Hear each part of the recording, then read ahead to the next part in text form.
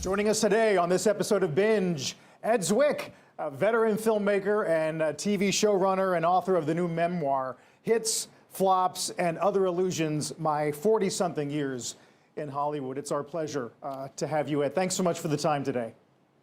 Thanks for having me.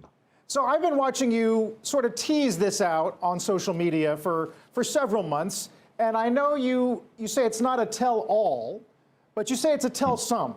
Talk about what your intent was in writing the book.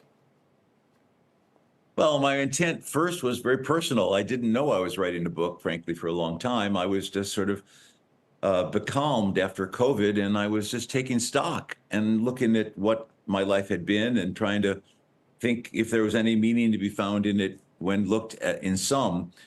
And what I found mostly were these remarkable relationships with people, good, bad, and different, great collaborations and fights and wonderful times together. And I just began writing them down, and I did it in a very haphazard way, which is I put some of it out there on Twitter. I'd never been on Twitter before, just to see what the reactions would be.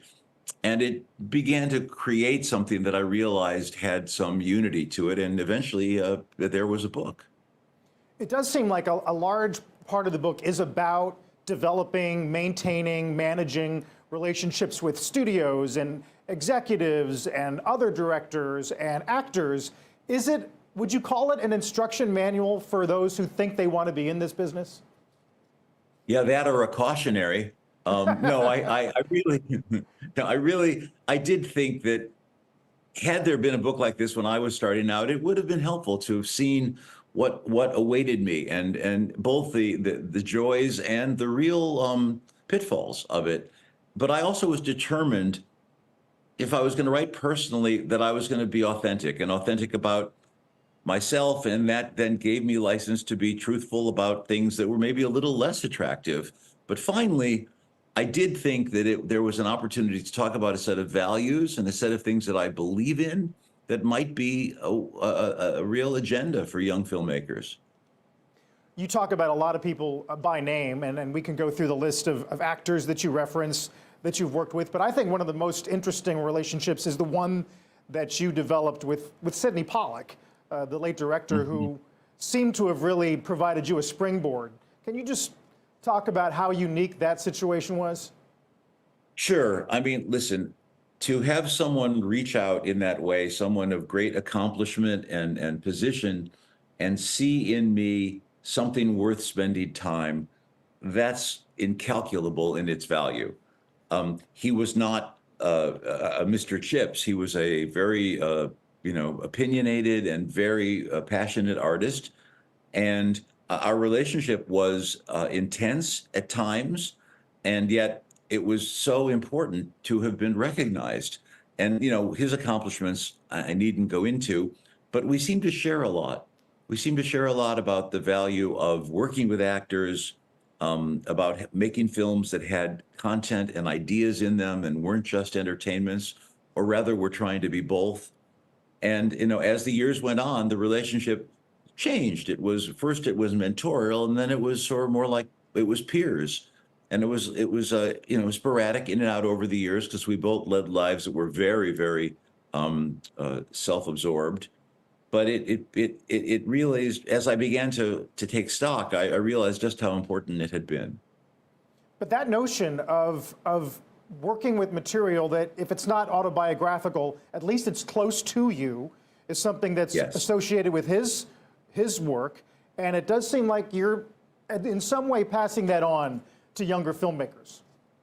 That's exactly right. I mean, personal filmmaking does not mean that it's autobiographical, but it does mean that you've invested some part of yourself, or you've identified something in that material that speaks to you so deeply, and that you could somehow convey that and create an experience for an audience to have that same feeling at the end of the movie.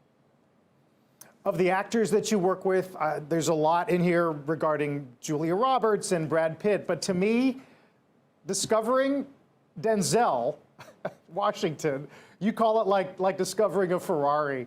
Can you just zoom in on that? Well,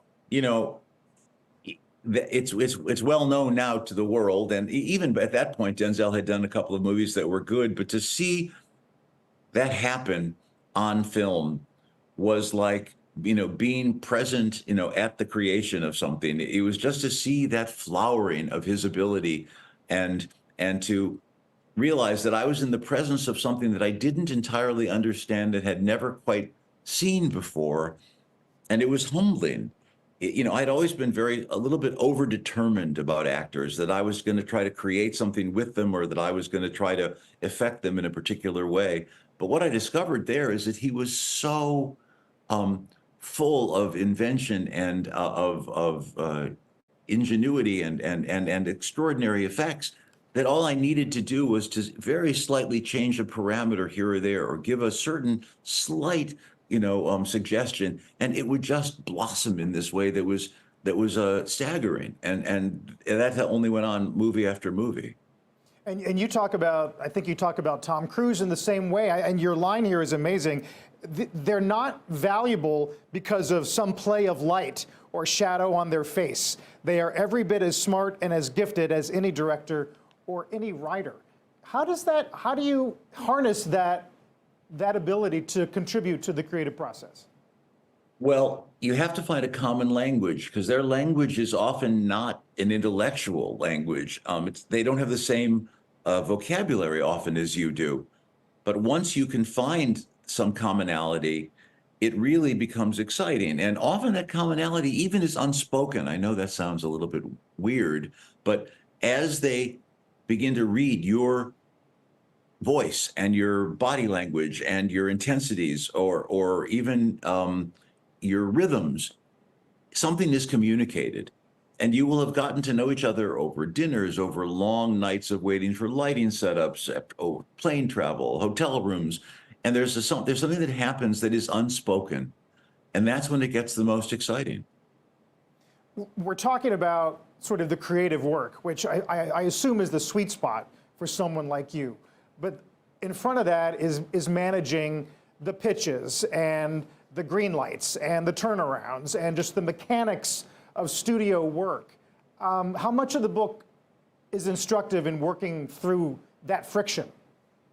Well, I ran from my father's business and thought I was just going to be an artist. But it quickly was revealed to me that if I wanted to really be in Hollywood as an artist, I also had to become a businessman.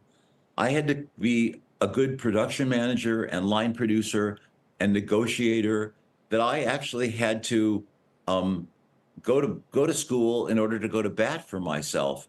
And it is essential, because you have to know how long it takes to pull a wall on a set, and you have to know how long it takes to lay a certain dolly track, or what it is to negotiate with a studio about budgets. And ironically, that becomes, I would say, at least a good 40% of what the gig becomes. What happens when people let you down, or relationships that you thought mattered don't matter to someone else? How do you avoid holding grudges and allowing that to interfere with your creative work down the line? Well, I mean, there's very little difference between that and life, which is that there are people, in whom you have expectations who might disappoint, and others who prove to be so remarkably consistent and available. I guess that what you learn eventually is that it's not a sprint, it's a distance event. And there are those people who are going to be there with you and for you, and you're going to collect them, and you're going to create a kind of nexus of your life, creatively and personally. I mean, look, the personal of family, of marriage and children, is every bit as important, because that becomes the source of your validation, and you don't have to invest as completely in this very, very capricious, difficult, and often tragic process. I think that it allows me to be a little bit more detached, but in a good way, about the work, as opposed to eating my liver every time. I'd love to get your take on sort of the current industry dynamics. We're coming out of a pretty brutal and difficult labor process with the strike last year. AI continues to upend expectations about what the future will be, whether that's employment or even creation of content is what we're calling it now, I guess. Yeah, he are used to be a you, writer. Now I'm a content creator, right? does that make you bullish on the future of the industry or not? Well, it's funny. I mean, I have been through enough changes now to be accustomed. I think the disruption is very real. It's the aggregate of COVID and then the strikes and a change in what the nature of what entertainment is. The world of games and YouTube and your phone and all of this has been a competition for the sort of hegemony of what filmed entertainment is. On the other hand, there was a time in which adult movies were financed by ancillary markets, whether it was foreign markets or whether it was DVDs. You could make a movie that was for adults, and the margin would be made up for because adults would then go and buy those DVDs. But now with streaming, that market has gone away. And consequently, with it, for the studios, has been their willingness to take the risk when their downside wasn't protected by that ancillary money. And so it's very challenging now for there to be movies for grown-ups because that audience is harder to get in the theaters. They are more discerning. And I really, what I fear most is its future, because it has appeared, of course, in independent films and will continue to. But in terms of mainstream entertainment, I think that it's some disrepair. Others would say, let's just take the current Oscar slate or what we think will be the favorites in award season. Oppenheimer, a movie for grown-ups. The Holdovers has some legs, a movie for grown-ups. That there will always be some nut that will draw people to theaters, even if it is on streaming, to material for adults. Make sense? Absolutely, absolutely. But I have in there a list of times in my life in which there were 10 or 15 of those movies. There will be, obviously, and I'd like it that they not be tithes. They not be an entity saying, well, we'll do one of those and we'll do 10 other comic books. I mean, I just think there was a healthier diet, and the fewer of them that there are, the less that you are sort of conditioning an audience to expect them and want them and look for them. So yes, of course, there will be. You just don't want movies to become opera. On AI, I've seen some takes where, let's game it out. There'll be one day perhaps, where you can order up your own custom movie. Make me a rom-com set in Korea that ends in tragedy, and the computer will generate it for you to the point where you might be the only person who ever watches that particular movie. On the other hand, we had Brian Grazer on a while back, and he said, you know what? AI will never, ever get kicked off of the high school football team and allow someone to develop Friday Night Lights. I wonder what side you come in on. I think, Brian, I think he's right in one very specific way, which is it is the eccentricity of personality that ends up creating art. It's not what is known. In fact, learning about convention is important as an artist, but it's as much about subverting those tropes and what is expected, because the unique experience that you think is personal is the thing that everyone else then identifies with. And I just don't think a computer can do that. It can do all of the things that are emulating something else, and it's, in that sense, it's garbage in and garbage out. Let's talk to 20-year-old Ed Zwick. If you were working today, dreaming about getting into this business, would you go through the old studio, try to make it channel, even if it's through an indie channel, let's say, or do you make your movie, post it on YouTube, and look for it to get curated somehow? Growing up, a lot of the guys who became the Steppenwolf theater company were people that I knew and whom I watched over years.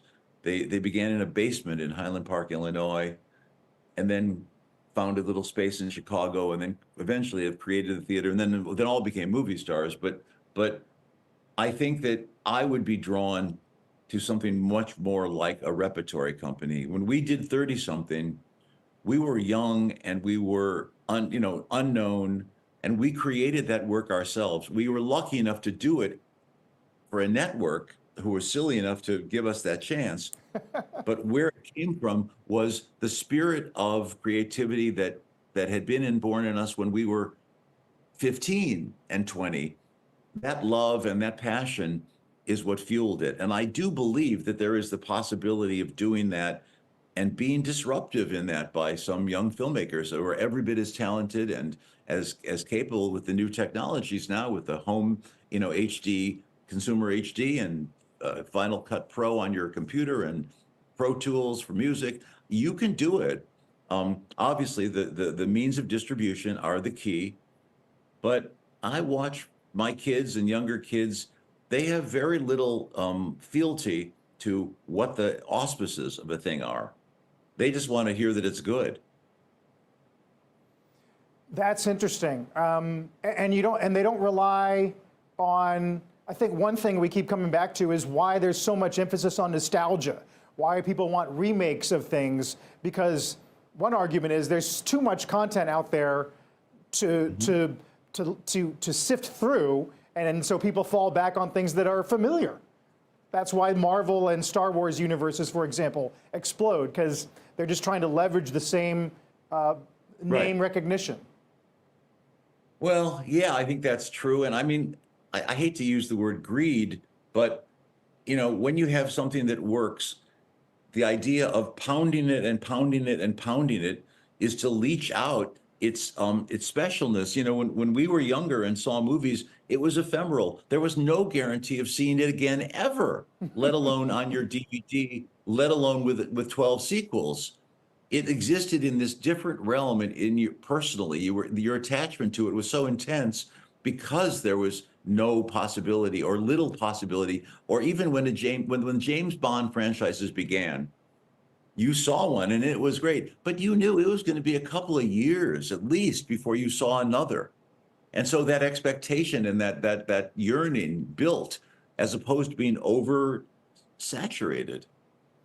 Yeah, I saw a clip the other day of, I think it was an old clip of Fellini on a talk show, where he was lamenting back then the loss of the majestic church-like curtains open, you surrender yourself to this thing, you have no idea what's coming.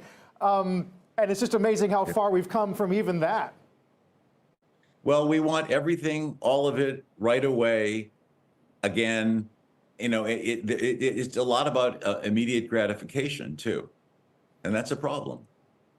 Finally, there's a lot of discussion right now in the industry that the era of so-called peak TV is over, that the unit economics, as you've described, are difficult, and we're not going to have this post-COVID bubble of content where you can write a script, sell it, and make it in a short amount of time. Is that healthy? Do you think we overshot coming out of the pandemic? Well, I think there was so much cheap money available. And, I think that all of that Wall Street looked at these streamers as an amazing investment, and they poured money into it, and they poured money to so many sources that they did overbuild. And there are always those corrections when that happens. And I think it is indeed happening. And I don't think it's necessarily going to be a bad thing. Finally, Ed, what's next for you, if not another book? It's definitely not going to be another book. I have a day job that I'd like to get back to. We've been writing something. We've been adapting a Stephen King novel. We've been working on an original. And I'd like to think that next year I'd be, someplace in a theater watching that with an audience. Well, this book, at least, Ed, it's a treasure trove is what it is. And we're grateful that you wrote it. Thank you for the time. It's good to see you. It's really nice to see you too. Thank you for having me. Ed Zwick, of course, a veteran filmmaker, TV showrunner, his new memoir, once again, and you got to read it, Hits, Flops, and Other Illusions, My 40-something Years in Hollywood. Ed, thanks. Thank you.